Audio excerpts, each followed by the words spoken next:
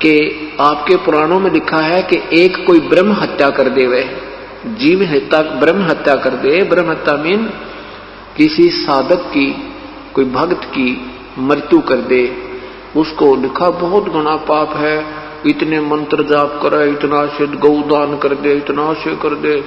जैसे पहले कहते ना बिल्ली मर गई किसी ने, उस बिल्ली की मृत्यु का इतना पाप बता, इतनी सोने की बिल्ली बना दो, ऐसा कर दो, इतनी गायें दान कर दो।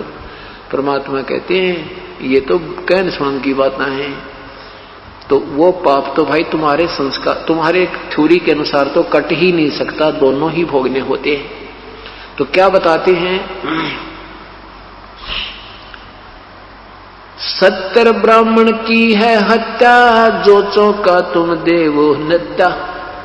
ब्राह्मण सेंस हत्या जो होई, जल स्नान करत हो सोई।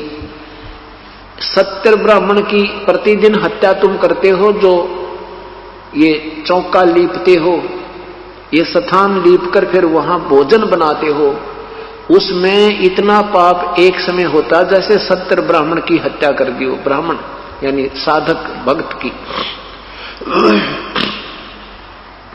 और जिस तालाब में तुम स्नान करते हो उसमें ये जीव मरते हैं, 1000 ब्राह्मण की हत्या के तुल्य तुम्हें पाप लगता है। पृथ्वी ऊपर पग जो धारे, करोड़ जीव एक जन्म मारे। हरि भांति पृथ्वी के रंगा, अंत कोट जीव उड़े पतंगा। तारक मंत्र कोट जपाई, वो जीव हिंसा उतरे नाही। इस प्रकार धर्मदास जी को परमात्मा ने न्यारा न्यारा निर्णय करके बताया। तो कहने का भाव यह है कि जैसे अब हम भी तो सत्संग सुनने जाते हैं, हम भी तो, आप लोग भी तो कहीं कहीं जाते हैं, तो मन में शंका उत्पन्न होगी, तो हमारे पैरों के नीचे भी तो जीव हिंसा होती है, तो हमें भी पाप लगते होंगे। नहीं, जब तक हम पूर्ण परमात्मा की साधना विधिवत नहीं करते तब तक तो हम चाहे किसी देव को इष्ट मानकर पूजते हैं, हमें दोनों ही पुण्य और पापों का फल भोगे होता है। जिस समय पूर्ण परमात्मा की पूर्ण संत के माध्यम से, उनके अधिकारी हंस से उपदेश लेकर साधना करते हैं, उस समय हमें जानबूझकर जो पाप करेंगे, क्योंकि हम संत हो गए, ज्ञान हो गया, जानबूझकर हम चींटी नहीं मारेंगे, कोई ततैया नहीं मारेंगे, कोई सर्प नहीं मारेंगे, जो जब तक हमें हानि पहुंचाने की स्थिति में ना होगा। और जो हमें हानि पहुंचाने की स्थिति में होता है उसको मारने का पाप नहीं। और कहते हैं इच्छा कर मारे नहीं, बिन इच्छा मर जा, कह कबीरदास का पाप नहीं लगे। तो इस प्रकार परमात्मा बताते हैं, जब हम इस परमात्मा के चरणों में आ जाएंगे तो आप अनजानपने में जो आपके पाप हो रहे वो आपके अकाउंट में नहीं आएंगे। ये हमारे पूर्ण परमात्मा का संविधान है। और पहला संविधान यहाँ के भगवानों का है, उसमें दोनों भोग भोगने होते हैं।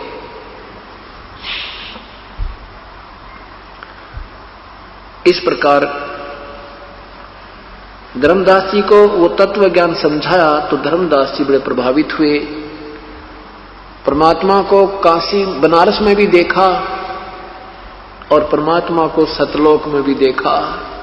वही परमेश्वर वहां जो ओरिजिनल रूप में बैठा था, धर्मदास जी ने देखा और नीचे से जिंदा वाला महात्मा रूप वहां पर पहुंचा, तो वहां जो ओरिजिनल परमात्मा नजर आता था, जो वास्तविक प्रभु नजर आता था, जिसके करोड़ सूर्य एक रोमकूप में करोड़ चंद्रमा मिला दे इतनी रोशनी थी, तो नीचे से गए हुए जो जिंदा रूप में प्रभु गए थे, वो चवर किया उस अपने दूसरे स्वरूप पर।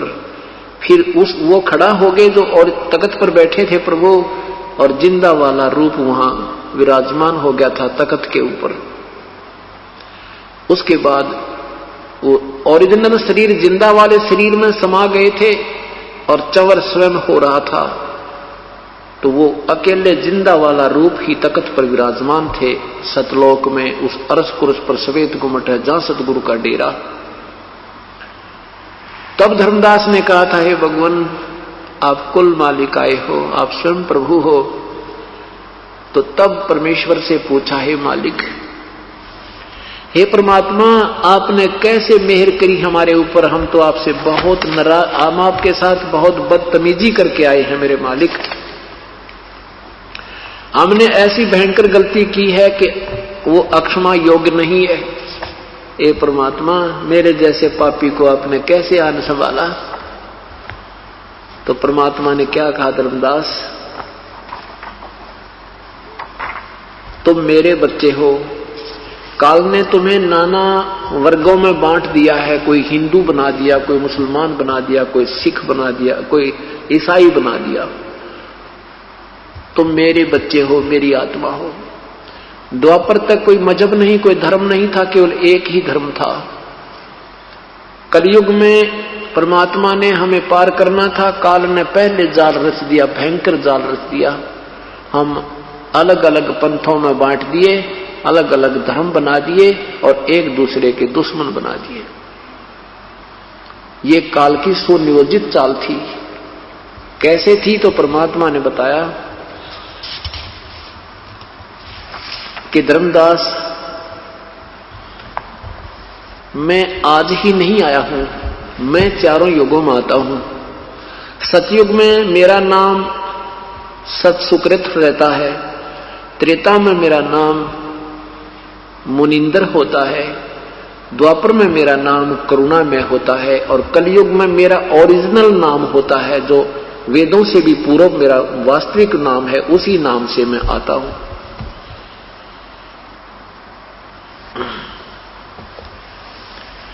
अब अपनी महिमा सत्य भी वास्तविक बता रहे हैं और साथ में धर्मदास को थोड़ी सी असमंजस में भी रखते हैं। कहते हैं मैं तो भगवान का भेजा हुआ उसका संदेश वाहक हूं। भाई उन्होंने एक बार क्या कहा, जब जीवों को दुखी देखा, धर्मदास जब जीवों को दुखी देखा तो यहां तपतशिला पर हाहाकार मचा रहे थे, तो परमेश्वर ने मुझे आज्ञा की और मैं वहां आकर खड़ा हो गया जहां पर ये काल इन प्राणियों को तपतशिला पर भून कर भून रहा था। तो मुझे देखते ही सभी प्राणी, सभी जीवात्मा जो तपतशिला पर जलाई जा रही थी, क्योंकि ये ऊपर का कवर है, हम तो केवल इसको शरीर मानते हैं, ये नहीं, ये तो एक मिट्टी का एक ओवरकोट है, ओरिजिनल शरीर इसके अंदर है। उसी में पीड़ा होती है, उसी में प्यास और भूख लगती है, उसी में शांति और अशांति होती है।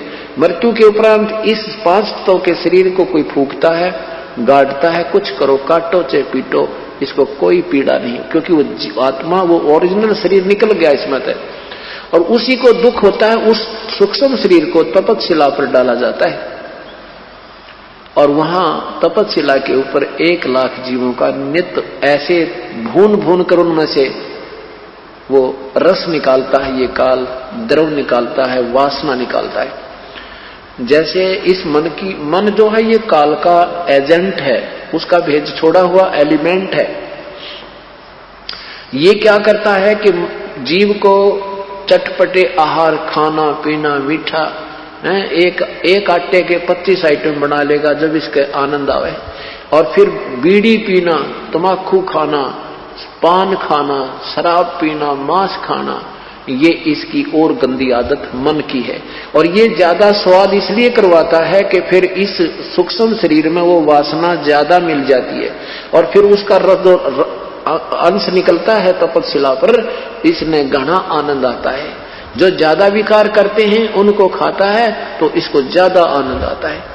इसलिए बुराई जीव से करवाता है। देखो बिना कोई ट्रेनिंग दिए ही बीड़ी पीने लग जा, सुल्फा पीने लग जा, चरस पीने लग जा, और हुक्का पाड़े जमा दिन रात लगे रहे। हमने देखा करते हमारे बुजुर्ग 5-5 मिनट में हुक्का भरने, 1 घंटा गुरुड़ करते रहते और लेना एक ने देने दो। तो ये सारा कारण क्या है कि ये काल करवाता है अपने